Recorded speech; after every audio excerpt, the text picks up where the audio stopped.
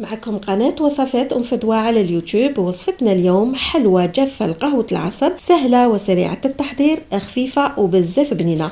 في ريسيبيون نحطو 2 حبات بيض مع كاس الا ربع تاع السكر، قرصة صغيرة تاع الملح، نخلطهم مليح بالفوي او الخلاط اليدوي حتى يذوب شوية السكر.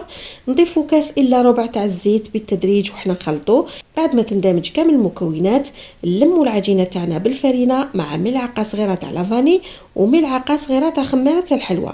العجينة ما تقصحوهاش بزاف، خلوها نوعا ما طريه، قيس ما تقدروا تشكلوا منها كرات. ندهنوا يدنا بالزيت، نشكلوا كرات صغار، نرمدوهم في السكر ونرشموهم بالمرشم كيما هذا. اذا عندكم هذا المرشم ديروا به، هنا ما عندكمش تقدروا تستعينوا بالبوشون تاع القرعه، راح يخرج لكم تقريبا نفس الشكل، ولا بملعقه صغيره كيما راكم تشاهدوا. بعد ما نكملوا تشكيل الحلوى تاعنا نطيبوها 10 دقائق على نار متوسطه، تتحمر من تحت، نزيدوا نشعلوها من فوق تزيد تتحمر شويه. وهذه هي النتيجه، حلوى خفيفه وبزاف بنينه. جربوها وبارطاجوها. للمزيد من الوصفات زوروا قناتي على اليوتيوب وصفات فدوى، والى اللقاء.